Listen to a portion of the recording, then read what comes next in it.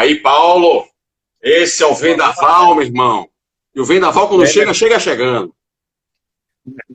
E aí, como é que tá? Estamos aí, Paulo, estamos aí. Muito bom ter você. Beleza. Paulo, antes de você falar, eu quero chamar a atenção de todo mundo que está entrando, que está acessando. Quais são as linhas gerais que nós estamos seguindo, independente do tema que a pessoa vai tratar. Quais são as premissas que nós estamos aqui levando em conta. Então, para você que está do lado da tela, que ainda não ouviu, ou que já ouviu, é bom reforçar quais são as nossas premissas que nós estamos aqui trabalhando. Todos os participantes, todos os palestrantes, vamos colocar dessa forma, todos os palestrantes aqui, eles estão levando em conta essas premissas, independente de seus temas. Primeira premissa é defender o direito de ser da pessoa. Ela não só pode, como deve exercer aquilo que ela sente dentro dela, aquilo que ela precisa expressar dentro dela. Então, cada um tem seu jeito de ser, cada um tem seus ideais, tem suas crenças, suas formas de se vestir, de se manifestar. Isso tem que ser respeitado em todo mundo, certo? Segunda premissa que a gente está levando em conta aqui é o lugar de fala. E o que é esse lugar de fala? Primeiro, garantir a fala daquele que é diferente de mim. Não é só porque eu sou o cara da causa, que eu não vou permitir o outro que é diferente de mim falar da minha causa, certo? O outro também pode falar, se posicionar em relação à minha própria causa, certo? Outra coisa que a gente está levando em conta do que é o direito de fala, do que é o lugar de fala, é não frustrar a iniciativa da fala do outro. O outro também tem a fala dele, e a gente não pode proibir o outro de falar só porque ele não é da nossa causa, certo? E outra premissa que a gente está levando do lugar de fala é que esse lugar de fala ele tem uma função de terapia grupal, né? De um compreender o outro, de um se colocar no lugar do outro, né? Na medida do possível, e aí a gente ter um relacionamento melhor em cima disso. Outra premissa que a gente está levando em conta é a gente estar sempre analisando as coisas dentro de uma visão de processo histórico, que as coisas não vêm prontas, elas são construídas de um passado até chegar no momento que nós estamos nesse atual, né? E a última premissa que a gente está levando em conta sempre nas colocações é a questão do ódio ou revolta que a gente está discutindo com o Paulo. Paulo disse, não, ódio acho que é mal colocado, acho que o termo que mais se encaixa é revolta, certo? Entenda você do outro lado da tela, ou revolta ou ódio, o que importa é o seguinte, o que importa é que esse sentimento, né, que a gente coloca para fora quando a gente defende nossas causas, ele tem que ser direcionado de forma inteligente, tem que ser um uso inteligente dessa revolta, ou desse ódio, do jeito que você queira entender do outro lado. E essa manifestação nossa, ela tem que conseguir penetrar o outro, né? Ela tem que conseguir chegar no outro, para que o outro entenda a minha diferença, para que o outro entenda o que eu sou, certo? E o meu direito de ser, para que não haja uma rejeição, a ponto da pessoa nem sequer ouvir o que a gente tem a dizer, certo? Então, essas são as premissas que nós estamos levando em conta, né? E agora é contigo, Paulo, jogador. Então, galera, boa noite a todas, boa noite a todos. Quero agradecer a Nelson aí por essa proposta, né? Por esse convite, mas, acima de tudo, parabenizar a Nelson pela iniciativa mesmo de estar criando um espaço de diálogo sobre temáticas que diz muito respeito a gente, né? Sobretudo nessa plataforma que é o Instagram. E aí, para a gente, é muito claro. Isso diz muito do curso que eu fiz, né? Recente, o último curso de especialização, que a gente chama de História Pública da Bahia, que é justamente a proposta de levar uma audiência diversa, e aí, independente, aí, extrapolar mesmo os muros das escolas e ir para as outras plataformas, outros espaços, para dialogar sobre temas quer seja, no caso da gente, de história, mas existem outros profissionais da área aí, de humanas que têm utilizado as plataformas para levar seus debates também, suas conversas, seus diálogos para as plataformas digitais. Então, eu acho que Nelson, você está de parabéns por essa iniciativa. Eu acho que é uma proposta bem massa mesmo assim para a gente estar criando outros espaços de diálogos. Então, no mais aí, inicialmente é isso. Porque aqui, a gente que é da área de história, tem um termo que a gente utiliza, um termo técnico chamado historiografia, que é muito voltado para a questão da produção da história. E aí Josi traz muito bem quando ela fala da década de 30 e aquele mito da democracia racial, com aquele livro lá e o debate lá que o Gilberto Freire fez, né? Lá que está em Casagrande Senzala e tal. Então, a década de 30 marcou lá o momento que a galera olhou assim para a sociedade brasileira e disse, olha, aqui a gente não tem racismo. Aqui nós somos democraticamente, né, ou somos racialmente democráticos ou democraticamente raciais. Né? Ou seja, que não há ali nenhum tipo de conflito racial. Claro que Gilberto Freire está falando da escravidão, dizendo que a escravidão, na verdade, foi um momento histórico brando, que não houveram conflitos entre escravizados e escravizadores. Ele está dizendo que aquele momento foi um momento que não foi tão bizarro assim. Foi um momento de... Chega até a dizer no livro que a escravidão foi uma brandura, né? Então, a década de 30 marcou com isso. Foi essa lógica, foi esse pensamento aí de Gilberto Freire que impulsionou o debate sobre democracia racial. Foi a partir de 30 e sobretudo, desse livro de Gilberto Freire, começou a se discutir isso, né? O que é essa democracia racial? Nós somos democraticamente raciais mesmo? Enfim, e a escravidão, ela roubou vidas, ela exterminou pessoas e assim, ainda assim, ela foi branda. Então, a gente tem mesmo esse debate começa em 30. Aí, na década de 60 e 70, a gente já tem uma galera, alguns intelectuais, dizendo que não, olha, não foi uma brandura, mas os sujeitos escravizados, eles não resistiram, eles foram passivos, eles não impulsionaram nenhum tipo de resistência, né? Aí a gente vai tirar aí Sérgio Buarque de Holanda, o próprio Fernando Henrique Cardoso, né? Que vai levantar essa discussão no Brasil, né? Mas que sim, foi bizarro a escravidão, mas que os sujeitos, eles não foram sujeitos da sua história, eles não brigaram para que a escravidão fosse rompida. E aí, quando chega na década de 80, uma galera da área de história já veio fazer outra discussão, né? João José Reis, e dentre outros, vai discutir que a escravidão foi tão complexa que houve possibilidades de negociações, né? E todos os tipos de resistência possível, até mesmo o próprio suicídio como uma forma de fugir da escravidão, né? E também aqueles processos de negociar com o dono de escravo lá, o dono de escravo, né? A sobreviver ali. Então, os escravizados utilizaram todas as formas possíveis de sobreviver e de estar ali vivos e existindo dentro de uma sociedade brasileira que tinha a escravidão como um sistema ali social, político e econômico. Então, a gente tem esse histórico. E, lógico, claramente, Nelson, que com esse histórico, e aí, quando chega o processo da abolição e a entrada do que a gente chama de república, lógico que ia gerar estragos significativos na sociedade brasileira, né? A gente entra na república, a gente primeiro tem o rompimento, né? A abolição, entra na república, e aí a escravidão, ela ali, a partir de algumas linhas ali da Lei Áurea, passa a não existir mais nenhum projeto, nenhum tipo de assistência ou nenhum tipo de projeto de inserção dessa galera aí na sociedade, no Estado brasileiro, rolou. Então, automaticamente, os sujeitos ficaram muito à margem ali do que a gente passou a chamar de sociedade brasileira, né, de república brasileira. Então, isso impactou diretamente nas vidas, né? E aí, eu gostaria muito de reforçar que quando a gente tem esse momento, quando a gente fala de escravidão, a gente está falando de um sistema, de uma escravidão que não foi a mesma que foi praticada em África e em Europa, Ásia, lá bem antes do século XIX, no que a gente chama de história antiga, né, que era as guerras, as tretas entre povos e gerava ali, ou por dívida ou por guerra, o sujeito virava escravo. A gente tem nas Américas, com os portugueses, outra lógica de escravizar, né?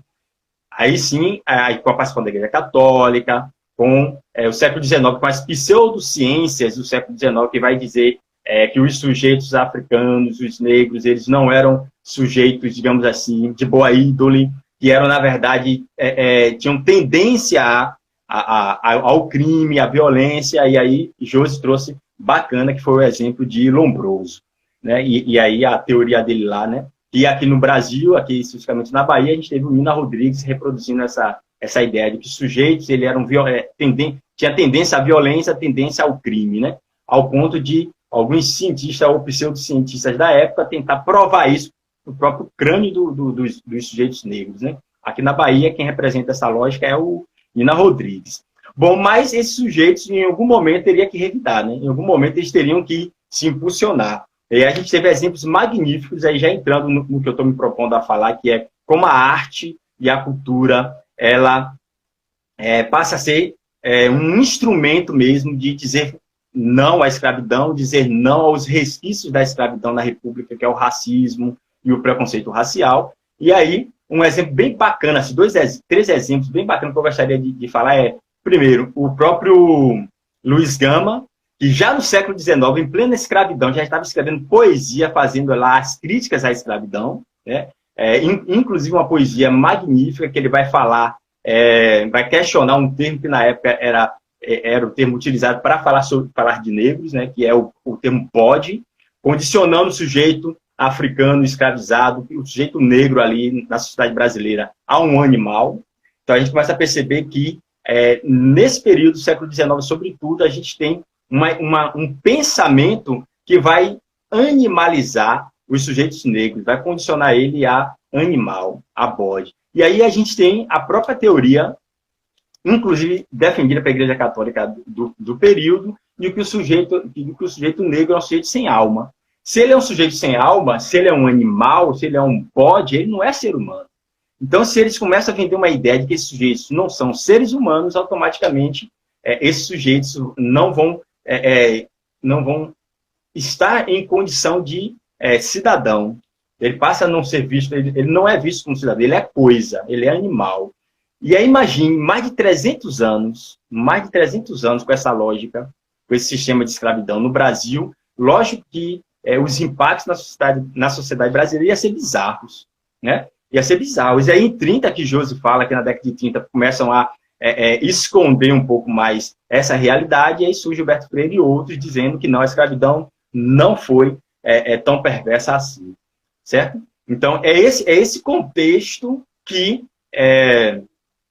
as artes negras, a poesia negra, enfim, todos os tipos de movimentos sociais terão que se insurgir.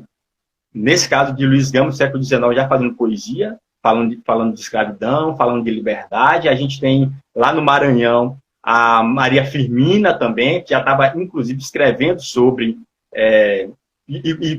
um livro publicado, né, sobre as condições do sujeito negro e como que ele chega no Brasil, e ela vai narrando, de fato, momentos de como que esses sujeitos eram tratados dentro do navio negreiro, enfim. Então, a gente tem essa realidade bizarra. E aí, Nelson, tem uma coisa interessantíssima, um texto interessantíssimo que eu tive contato na pós-graduação em História Pública da Bahia, que é o texto Fácil é serem sujeitos de quem já foram senhores, o ABC do Divino Mestre. É um texto, cara, em que vai narrar a história de um negro em Recife, em que ele andava com a Bíblia na mão, pregando, falando de Cristo, falando de liberdade, falando inclusive, da revolução, falando do Haiti, citando o Haiti como exemplo de liberdade. E imagine isso em pleno século XIX, 1845, mais ou menos. Logicamente que um sujeito negro, falando sobre liberdade, e aí, em praça pública no Recife, chamou a atenção das autoridades, e essa autoridade a polícia vai até ele para saber quem é esse sujeito aí. Inclusive porque era um cara falando de liberdade, pregando para pessoas, e na multidão, a multidão que se formava era a multidão de negros. Então, automaticamente, na sociedade escravista, ela vai dizer, peraí, ainda, um cara negro falando de liberdade em praça pública no Recife, em plena escravidão, automaticamente a galera já foi abordando ele, e aí tomou a Bíblia, confiscou tudo que ele tinha, e vai ver que lá na Bíblia dele está escrito, todas as passagens bíblicas que tinham o termo, a palavra liberdade estava grifada. E aí foi o suficiente para levar ele preso, levar para a delegacia e ele ir para um tipo de julgamento entre as autoridades, para ele se explicar o que ele estava fazendo em praça pública, falando de liberdade com a Bíblia marcada com a palavra liberdade. Todos os versos que ele encontrou que tinha a palavra liberdade, ele marcou. E para complicar a situação, ele estava lá com um verso, uma poesia, falando sobre liberdade e falando do Haiti. Foi o suficiente para que ele não ganhasse mais ali a liberdade. E aí, esse texto de Marcos de Carvalho acaba não dizendo o que aconteceu com esse sujeito, né, de nome Agostinho José Pereira, né, chamado pela galera lá, a galera que o seguia, de divino mestre. Então, ele sumiu. Depois tem alguns historiadores que vão dizer que vão encontrar rastro dele em outro lugar. Mas o fato é que um sujeito no século XIX falando de liberdade, pregando sobre liberdade, utilizando a Bíblia para falar de liberdade em pleno século XIX. E que as autoridades acabam levando preso só por causa desses termos de liberdade e ele citando o Haiti. Bom, essa a complexa escravidão. A sociedade escravista que o Brasil viveu. E aí, quando entra na República, sem nenhum tipo de política para inserir esses sujeitos recém-libertos na sociedade, automaticamente a gente vai começar a ver os resquícios daquele momento que aparentemente se foi, mas que, na verdade, ainda estava entranhado na República Brasileira, saca? Então, a gente vai ver, de fato, aí o racismo e o preconceito assumir um papel que a escravidão assumia, de vigiar os sujeitos negros dessa sociedade brasileira que estava começando a surgir enquanto república. Bom, eu estou trazendo isso e essa experiência justamente para falar que a poesia, especificamente a poesia negra, que a gente chama de poesia negra, que é a poesia escrita por pessoas negras e falando do cotidiano negro, já estava no século XIX, inclusive causando ali inquietude nas autoridades brancas do período, né? Bom, e aí a arte já, no século XIX, já se movimentando, já para lutar contra uma estrutura montada que o negava como ser humano. Então, entendendo tudo isso, entendendo que foram mais de 300 anos de sociedade nessa pegada, não dá para dizer que o racismo ele vai sumir do Brasil já na década de 30. Hoje. Bom, e aí o que é que a poesia, nesse caso, o que é que a arte tem a ver com isso? Nos Estados Unidos, a gente tem um movimento magnífico que vai surgir nos Estados Unidos, que é o movimento hip hop, que vai surgir como uma alternativa de sobreviver, de criar espaços de lazer e espaços mesmo de confraternização de sujeitos negros. Isso vai atravessar continentes, né? Na verdade já existia o elemento rap, que é a musicalidade, já na Jamaica, fazendo um movimento, né, musical, falando sobre o cotidiano desses sujeitos jamaicanos, vai chegar até os Estados Unidos, especificamente no Bronx, e aí vai se encontrar outros elementos ali, a dança, o break, vai encontrar ali também o grafite, né, que são os desenhos nas paredes, nas ruas, e vai encontrar o DJ e o MC. O MC, que é o cantor de rap, né, que já estava presente na Jamaica, né, e o DJ também presente na Jamaica, o cara que fazia os arranjos para o MC cantar. Então, esse movimento, ele não surge somente como movimento musical. Ele já surge como um movimento que quer pautar os espaços. Porque nos Estados Unidos, até como hoje e não é diferente no Brasil, esses sujeitos estavam sendo marginalizados e não tinha espaço para eles numa sociedade. Eles não eram vistos como sujeitos, como seres humanos. Ainda continuava aquele olhar do período da escravidão como sujeitos coisas, ou sujeito coisa, sujeito que não é cidadão, certo? Isso aí é bem punk. Eu acho que é esse contexto que eu gostaria de trazer logo no início. E aí tem um conceito bastante importante a gente discutir, a gente, no mínimo, pensar no período de hoje, que é o que Ashley Bembe fala que é necropolítica. Né? E aí a minha proposta aqui, Nelson, é que a gente faça uma reflexão de como que a arte e a cultura como um todo acaba sendo um instrumento de enfrentamento a esse sistema que não cessou, a esse pensamento colonial que não cessou e que está materializado em diversos espaços, está na mídia, está nos livros, enfim, está na publicidade, está em todos os espaços, que nega ao sujeito negro, a pessoa negra, como ser humano, certo? E automaticamente o sujeito passa a ter dificuldades para ascender econômica, social e politicamente nessa sociedade. Então, e aí o termo que Ashley Bembe vai trazer, que aí eu gostaria de trazer um pouco para a gente aqui, para a gente pensar, que é necropolítica, o grosso modo falando, é como se a gente dissesse que há ali uma política da morte, né? Uma política em que determina quem tem direito à vida e quem tem direito à morte. Claro que aí ele vai fazer uma discussão e uma crítica a um outro termo, que é de Foucault, chamado biopolítica e biopoder, né? Que é a política da vida, né? Ou o poder da vida, que lá no século XIX também algumas sociedades europeias começam a pensar formas para manter a vida. Mas aí Ashley vai chamar a atenção de que não é qualquer vida que os europeus começaram a pautar na lógica de biopolítica.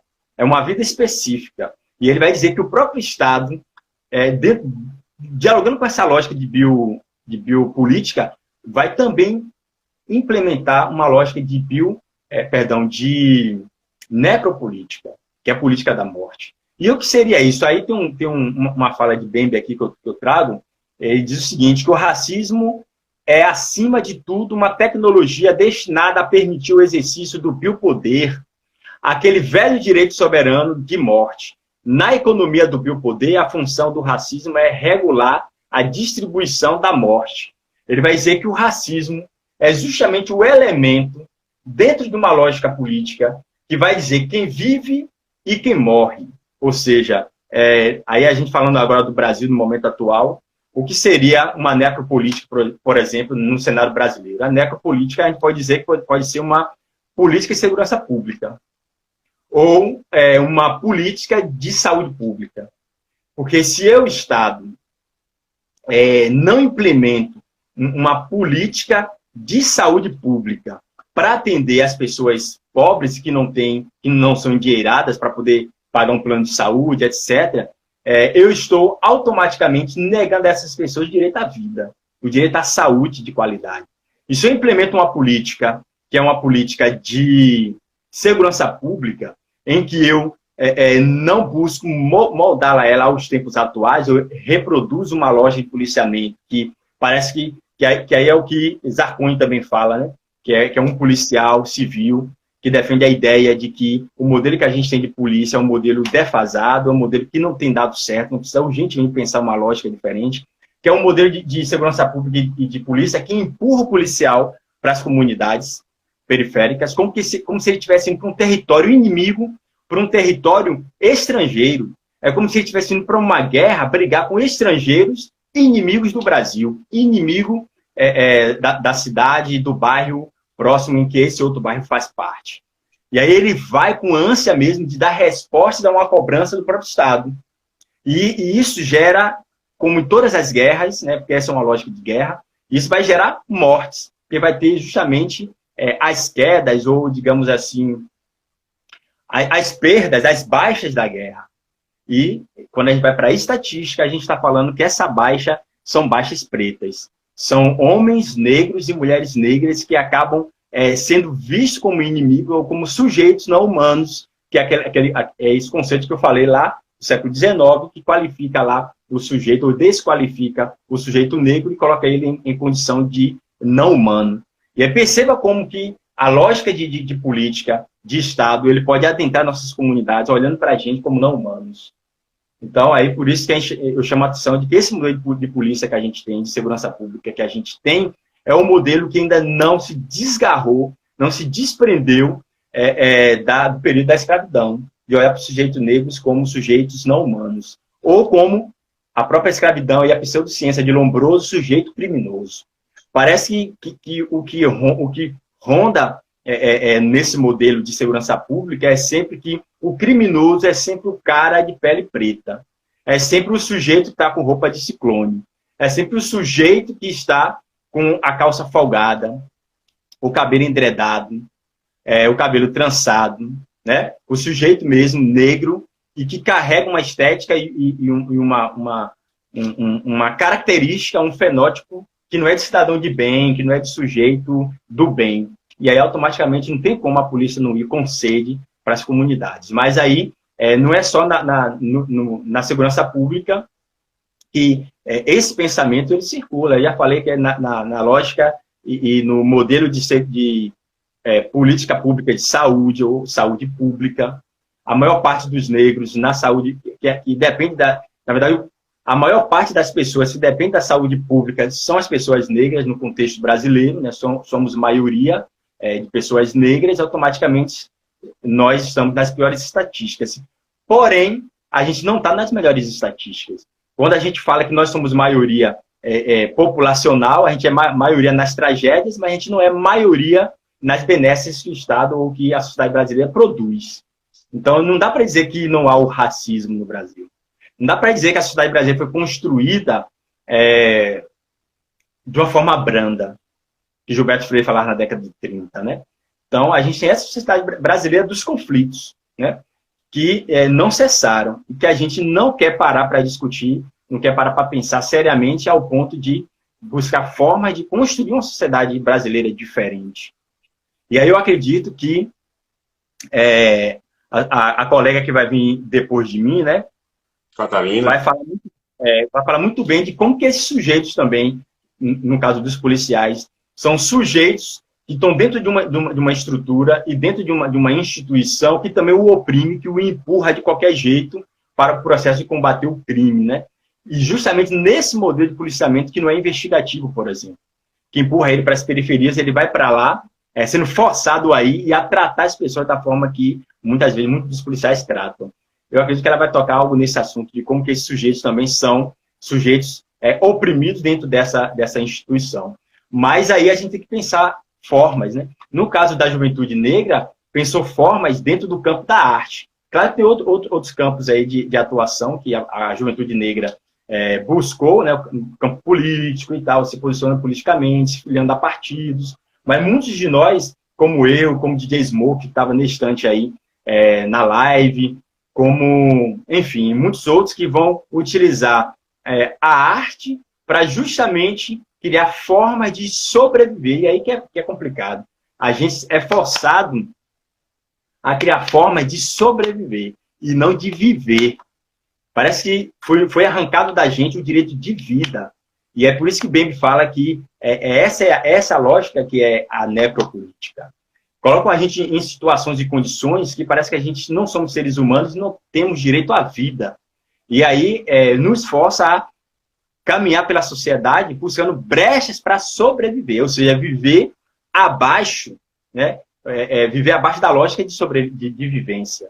Né? Parece que só restou isso para a gente. A gente precisa criar forma de enfrentar e estar dentro dessa sociedade, de existir.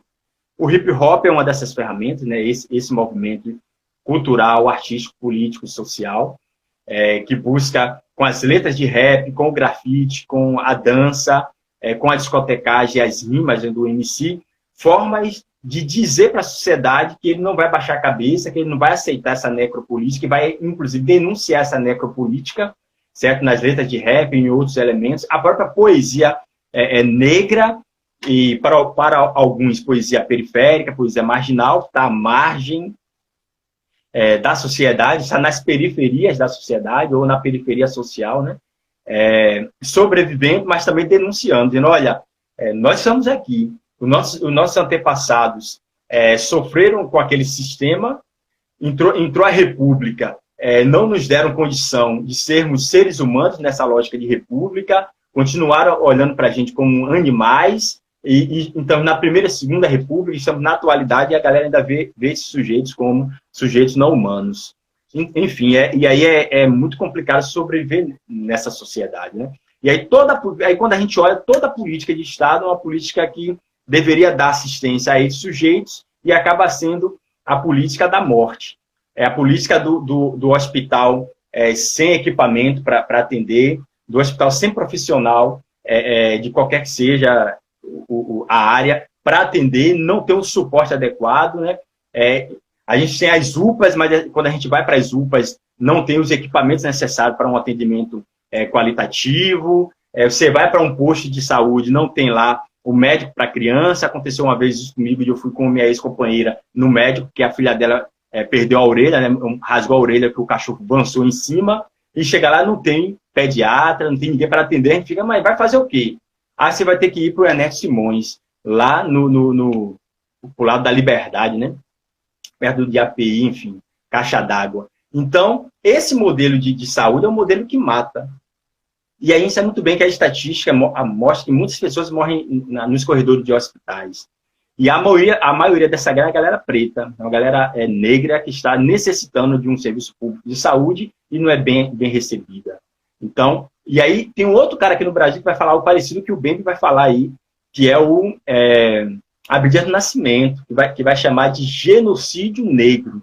genocídio do povo negro, né? Ele vai pegar o termo lá que foi da época do movimento nazista, né? Pós-nazismo, né? Pós-Hitler, que fez o processo de extermínio dos judeus, e aí os judeus passaram a chamar aquele processo de, não só de holocausto, mas utilizou o termo genocídio de judeus. E ele pega esse termo e fala, olha, no Brasil acontece algo parecido, que não é igual necessariamente da forma no modelo que aconteceu na Alemanha lá, com a Segunda Guerra, e com Hitler, mas de uma outra forma. Ficou mais sofisticado exterminar, ficou mais sofisticado gerar um processo de genocídio. Basta a gente não atender no campo da saúde essas pessoas, basta a gente não atender no campo da educação, com a educação de qualidade essas pessoas, que fica aí já fica criado um cenário e um terreno fértil para que a necropolítica, que Bembe fala, funcione de maneira perfeita.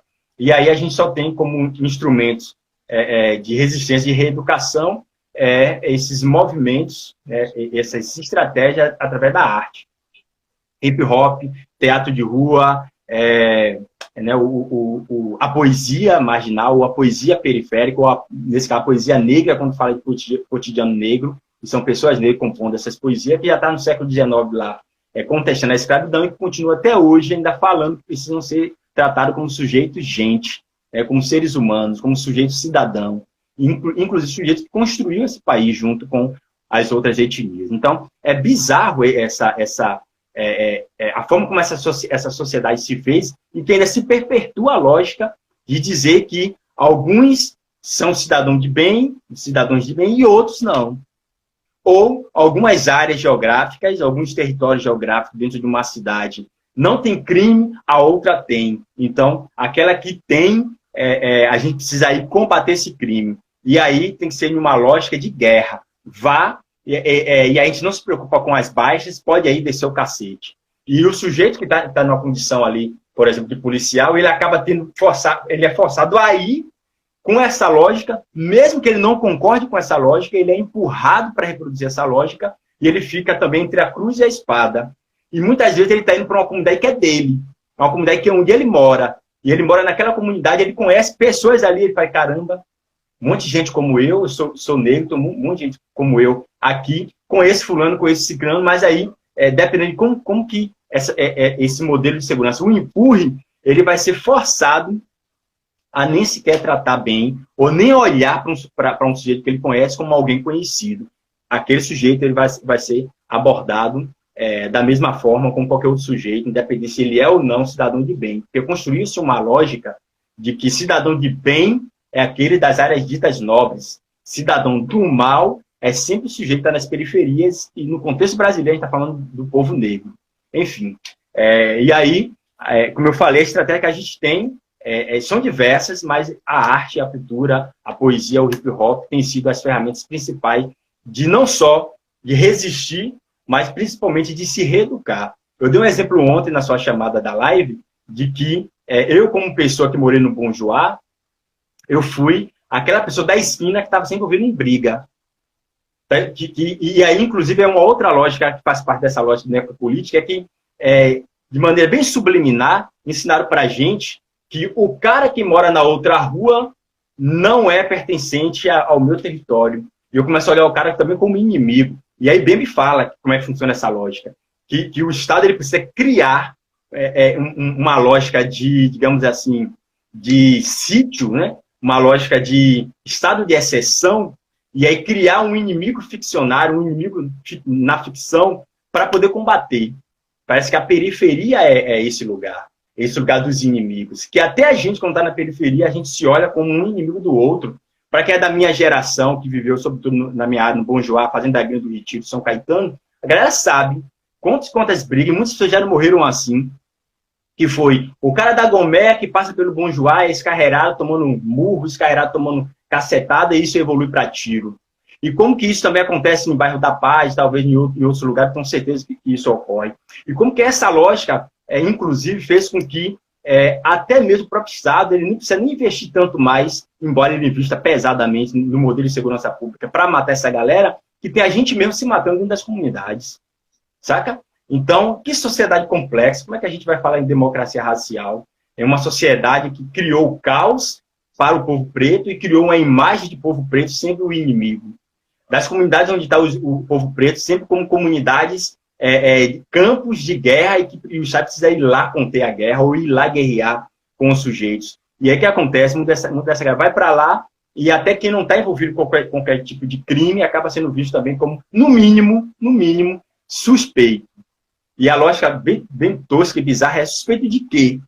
Porque nenhum crime foi... E isso que é complicado de a gente aceitar, Nelson. Eu sou suspeito de quê? Quando eu sou abordado pela polícia e o cara fala comigo, bom, pode sair. Aí, se porventura eu questionei, vai dizer, você é suspeito. Mas suspeito de quê? Qual foi o crime cometido? E não há nenhum tipo de crime cometido, é só rotina. Mas na rotina dessa loja de segurança pública, é a rotina de que eu sou sempre suspeito. E virou rotina mesmo. Sacou? Porque mesmo que não ocorreu nenhum tipo de crime no local onde eu passe, ou na instituição onde eu estou, no local onde eu estou, enfim, independente da região, eu sou sempre suspeito. Mas não há nunca uma explicação suspeito de quê? Suspeito de estar em um beco, mas eu moro em beco. Suspeito de estar em uma casa que parece boca de fumo, e aí, não sei se o DJ Smoke está aí presente, ele estava mais cedo, que ele tomou uma vez uma abordagem na porta de casa, e a casa do amigo onde a gente estava era uma casa sem reboco. E aí o dono da casa, pô, mas na porta de casa, eu falei, na porta de casa é debaixo da cama, é onde for, você tá dentro de uma casa, parece uma boca de fumo. Mas, pô, mas nossas casas serão sempre parecidas com bocas de fumo, até porque a gente está em um sistema capitalista que não nos dá condições para a gente ter a casa dos sonhos que a gente quer, a casa bacana e perfeita como essa lógica capitalista diz que a gente tem que ter. Se eu não tenho uma casa que não parece boca de fumo, então, ou na verdade, se eu não tenho uma casa parecida uma mansão, então eu vou ser sempre suspeito de traficante, né? Porque eu estou no beco. Mas a gente mora em beco. Uma vez eu vi uma reportagem mesmo em que um policial justificou uma ação truculenta em uma comunidade e falou assim, mas o que ele quer é o quê? 9 horas da noite dentro de um beco escuro. Mas nossas quebradas, nossas comunidades, não tem iluminação pública direito, não. Véio. E não ter iluminação pública, e pela forma que as nossas comunidades foram feitas, é beco para tudo quanto é lado. Então, se a gente não começar a pensar formas de desconstruir essa mente, de desatrelar mesmo essa lógica dentro das instituições do próprio Estado, a gente sempre vai achar normal esse tipo de abordagem, ou normal esse tipo de olhares para a gente. Então, nos resta resistir mesmo com a poesia, resistir com a música, com o rap, com o grafite, com a dança, certo? E o que mais me preocupa é como o hip hop ele surge nos Estados Unidos, e aí o Brasil incorpora no nosso contexto, ele não surge como um elemento simplesmente cultural, ele surge como um elemento de resistência e denúncia, de criar ambientes de lazer para a gente. E que muitas vezes, quando a gente cria isso, a gente ainda consegue encontrar ainda as barreiras para dizer que aquele movimento cultural é um movimento de bandido, é um movimento de criminosos ou de pessoas vagabundas. Então, essa é a lógica, inclusive, do século XIX também, da galera da capoeira, que quando fazia roda de capoeira no século XIX na sociedade escravista, a galera olhava e dizia que era vagabundagem, vadiagem. Que, inclusive, na década de 30 também, no governo Vargas, foi muito utilizado esse termo para falar dos sujeitos negros que se reuniam. E no século XIX, 3 sujeitos juntos já era motivo para prisão ou uma abordagem policial, porque já entendiam que poderia ser início de insurgência. E aí, até hoje, a gente enfrenta aí. Vai ficar tarde da noite, lá o pessoal preto, tarde da noite, se reunindo, batendo papo. Se passar uma viatura, é bem possível os caras acharem que nós estamos ali em alguma atividade suspeita. Mas, enfim, era essa reflexão que eu queria trazer um pouco para a gente. Eu acho que a gente está no momento que precisa discutir muito, que Bembe fala, de necropolítica, até que o próprio Foucault fala, por mais que Bembe chame a atenção para um contraponto que é necropolítica, ou contraponto à biopolítica, né, política da vida, né, de cuidar da vida, mas é uma política de cuidar da vida que não é qualquer vida, é a vida do sujeito que é considerado o sujeito, o modelo de sujeito padrão, né, é o sujeito, de fato, do bem. E aí, o sujeito dito do mal, o sujeito que não enquadra na lógica, na estética de cidadão de bem, para ele serve a necropolítica. É ele que tem que ser sempre o alvo da lógica de segurança pública que a gente tem, saca? Enfim, eu acho que é essa reflexão que eu queria deixar. E aí tá aí o hip hop, tá aí todos os outros movimentos artísticos, gerando alternativas de diálogos com a nossa comunidade, de diálogos, inclusive com a própria sociedade. A gente pode dizer que a gente avançou muito nesse sentido. Hoje a gente pode ainda dialogar com alguns setores, em alguns momentos. A gente tem galera do hip hop aí se candidatando, inclusive, se infilando a partidos políticos, se tornando políticos, mas também galera do hip hop, da poesia se tornando advogados, galera da poesia, do hip hop também se tornando, enfim, médicos, se tornando aí, assumindo diversos outros espaços, mas que ainda assim a gente sabe que mesmo assumindo, a gente sabe que o tratamento para essa galera é diferente. Tem uma amiga nossa aqui que é advogada e fala muito disso, como que quando ela chega em uma audiência, como que as pessoas olham para ela. Que ela está chegando de cabelo, ela é uma mulher negra chegando de cabelo trançado. Saca? A gente ainda tem isso ainda nos espaços.